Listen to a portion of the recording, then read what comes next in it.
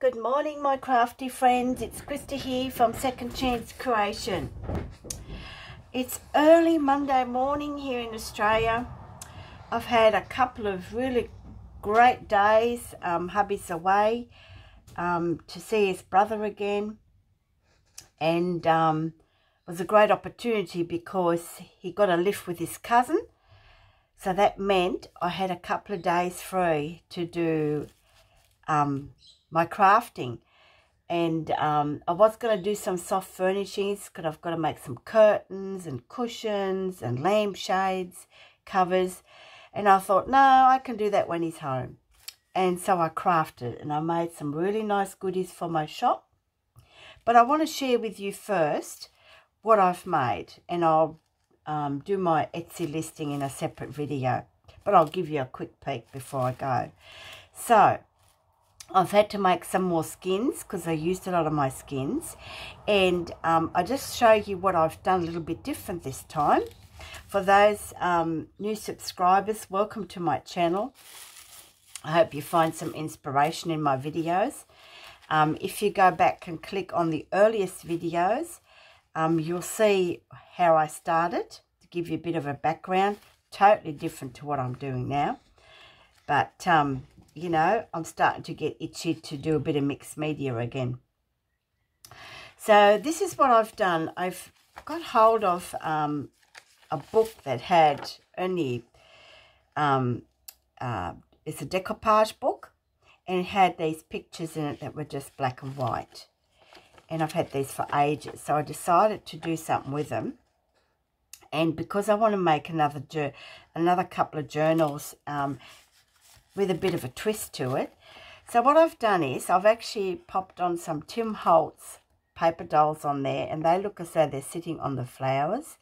And I actually inked around it, and then I applied my dressmaking, tissue pattern paper, front and back, so that you can actually journal on the back as well, because you can write on this. I didn't make it with as many layers as I've done in the beginning when I've made my skins, and I've just sort of made my technique a little bit easier. So yes, so I thought that's come up really, really cool. I really like it, and the black and white pictures tend to come up a lot better than the colour ones. So that's one. And then I done one where I did not do the inking around. And look at this little girl. She's a little ballerina, and she's, dancing in that, in the paint there. I thought that was pretty cool. And then on the back, it's got the other diagram, and you can journal on this. And you can see the lines of the pattern paper on the back, which I don't mind. And I don't mind it on here as well, because I'm not sure how big the tag's going to be. And I like to use the leftovers for when I do collage. Now, to show you, this was one of my really early ones that I did sometime early last year, I think it was. And depending on the pattern paper, sometimes I think this come up really good in colour, although the colour ones, most of them to me don't come up good. I'm a bit heavy-handed with the brush, and I think that's probably why. This was a black and white one, and it didn't come out perfect, but I think it's still okay. This was one of my earlier ones I did early last year, I think it was. And yeah, so, and I've just left that as is, okay.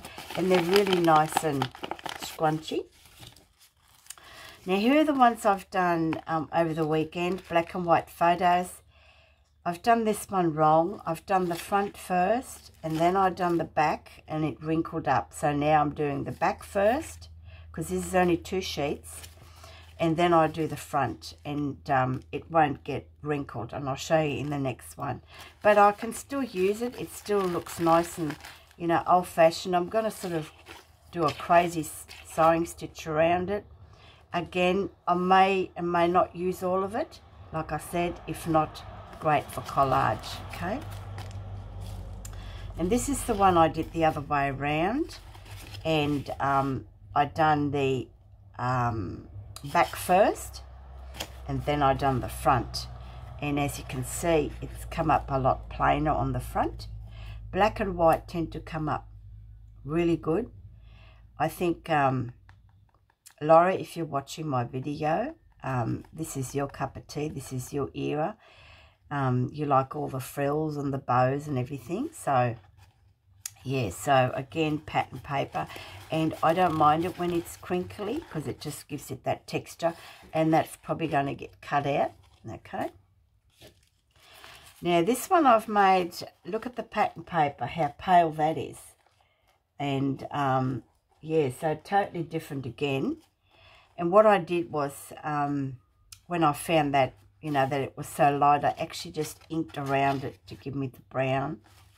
And on the back, you can actually journal on. So this is like I have a book my husband bought me with all these beautiful era of designs, and I just photocopy it.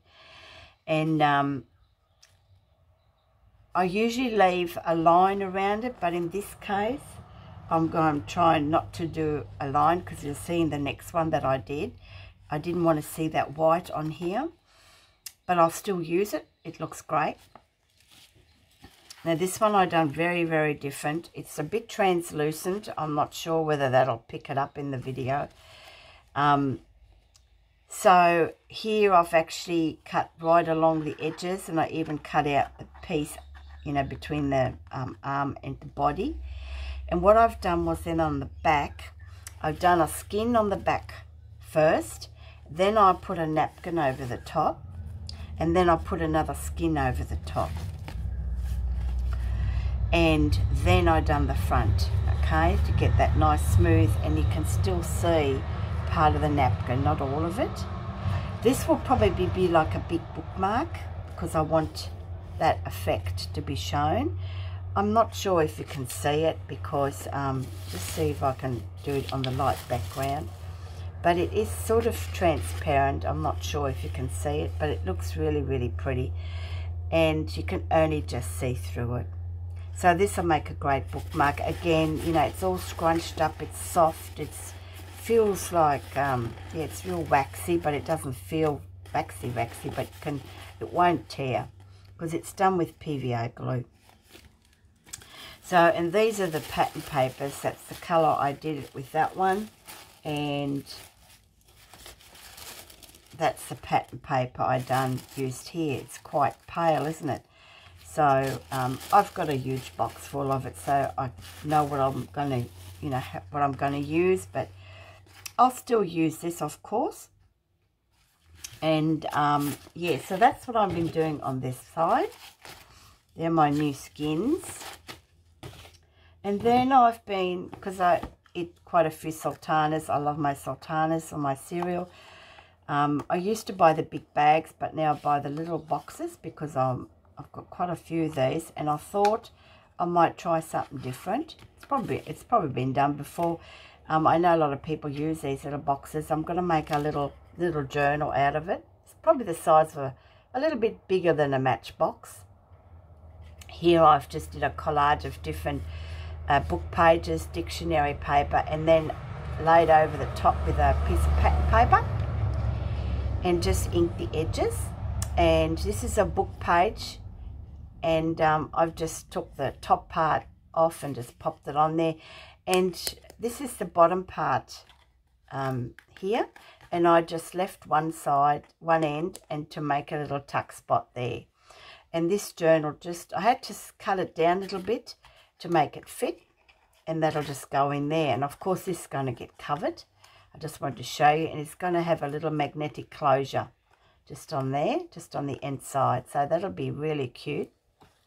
And then I've got this whole of this box, and from the op shop, and was like 10 cents or something.